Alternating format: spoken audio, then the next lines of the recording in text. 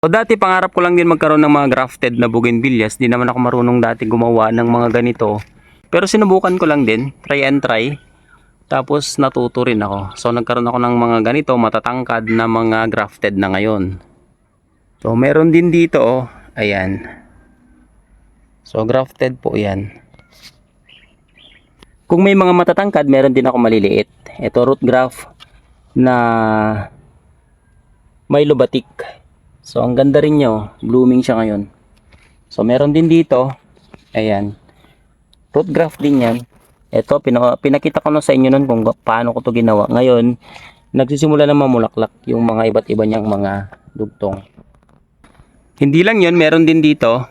Ayan, grabe oh. Ang bigat na ng mga bulaklak niya, mga bracts niya. So iba't ibang klase din 'yan. So root graft din siya, ayan. So yan po sila. Meron din dito, kaso patapos na siyang namulaklak. Marami din tong mga dugtong. Tingnan ninyo, ayan. My name is Bert and welcome po sa ating channel, Probinsyanong Daddy. Ayan. Kung mahilig kayo sa gardening at saka sa pag-alaga ng bougainvillea at di pa kayo nakasubscribe, no, pang hinihintay nyo, mag-subscribe na kayo at i-click nyo na rin ang notification bell. I-like nyo rin yung ating mga videos at syempre i-share nyo na rin po sa inyong mga kakilala. Maraming salamat po. At ngayong araw nga po ay mag-grafting ulit tayo. Ito gagamitin ko pong rootstock ay ordinary lang po ito na mga pink na bougainvillea, yung mga dati, mga old varieties. Ang una natin gagawin ay syempre i-ready natin itong stock natin. Tanggalin ko na itong mga sanga niya at titignan natin kung paano ito aayusin. Dahil meron pong mga sanga ito na kailangan nating iwan, meron din yung kailangang putulin. So check ko lang muna, tanggalin ko muna itong mga to. Ayan, mayroon pala akong gamit dito na pruning shear. Kung wala pa po kayo nito, pwede ko yung bumili sa Shopee po. Ilagay ko na lang po sa tag products kung saan kayo pwedeng makabili. Napakamura lang niya at napaka-useful naman. Napakatalas. So, kayang-kaya niya kahit mga medyo yung mga ganyan na sanga, okay lang na puputulin niya yan. Kayang-kaya niya. Pati yung mga aluminum wires, kaya niya rin putulin. So, dito, medyo napaisip ako kung paano siya gagawin kasi medyo pangit na yung sanga. May mga parteng nabubulok katulad niyan. Ayan, kaya tatanggalin muna natin. So, check ko lang kung pwede. Kaya, ganyan lang muna ginawa ko dito. And then, so, sa assessment natin, hindi maganda yung sanga na naiwan. May mga bulok na parte. Kaya, kailangan kong putulin. So, kumuha ko ng lagari. Nilagari ko yung lagaring maliit. Medyo mapurol nga lang. Ayan, pagtsagaan na lang. So, ayan, para naging malinis na siya. Ayan yung kinalabasan pagkatapos natin siyang lagariin. At syempre, kailangan kong linisin. I-clear natin yung mga medyo magaspang na parte. Ayan, para mas maayos pa rin.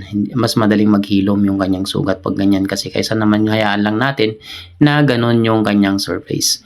So, pagtyagaan nyo na lang din po yung video natin ngayon kasi mag-isa lang po ako na nagbibideo. So, ito po yung mga idudugtong po natin. Mga butterflies variety nga pala ito. So, ito yung splash variety, yung una, yung may bulaklak.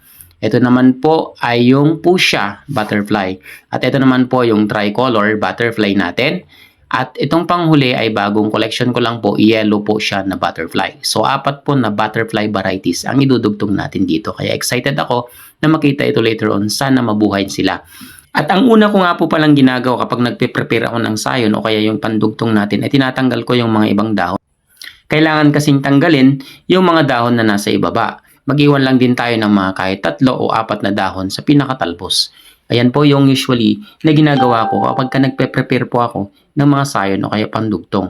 So pagtyagaan yung panoorin ito kasi madali yung masusundan ang grafting na gagawin natin. Ito ay pinapaka-basic lamang. So kahit kayo baguhan, madali lang nyo po itong masusundan. Kailangan lang kasi tanggalin tong mga to kasi malalanta o kaya baka hindi niya kayanin na buhayin kapag marami masyado yung maiiwan na dahon. Pero kailangan pa rin natin mag-iwan ng dahon kasi mas mainam para meron din ko control dun sa mga moist na maiipon later on.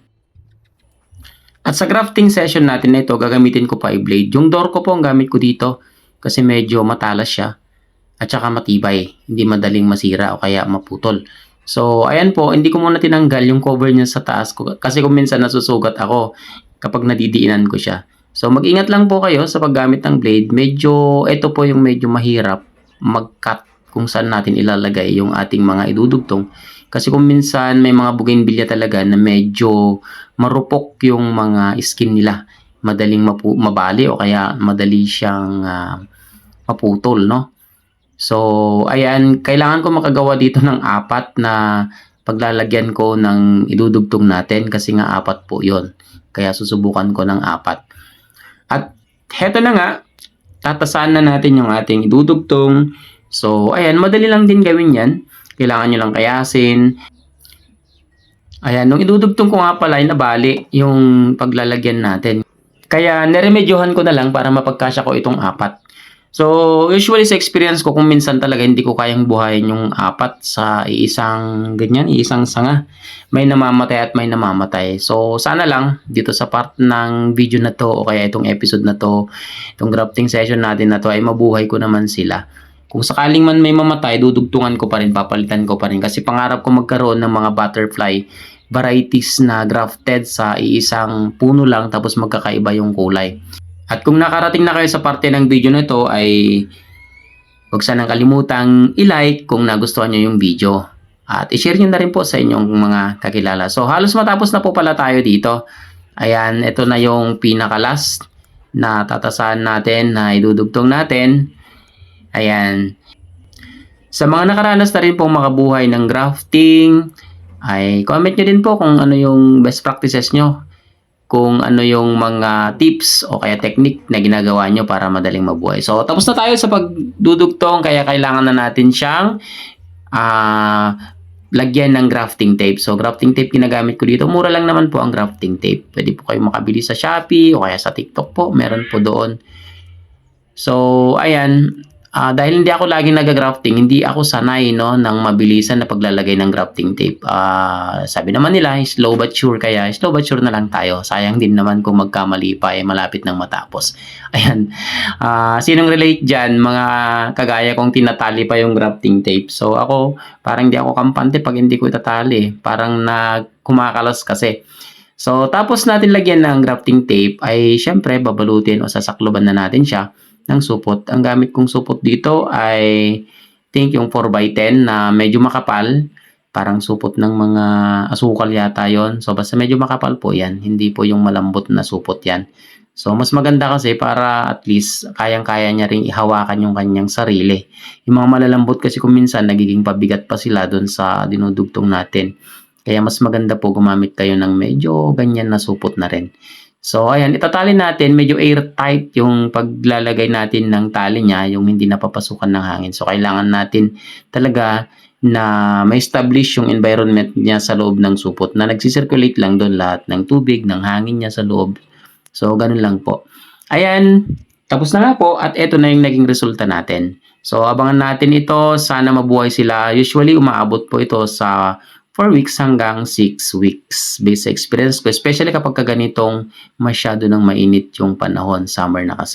So, maraming salamat po sa inyong panonood. Sana po ay medyo meron na naman kayong natutunan sa ating video. At kung meron din kayong mga tips, ay pwede nyo rin i-share sa comment section. Maraming salamat po at abangan po natin no, yung ating grafting bougainvillea na mga butterfly varieties. Sana mabuhay silang lahat. God bless po. Maraming salamat.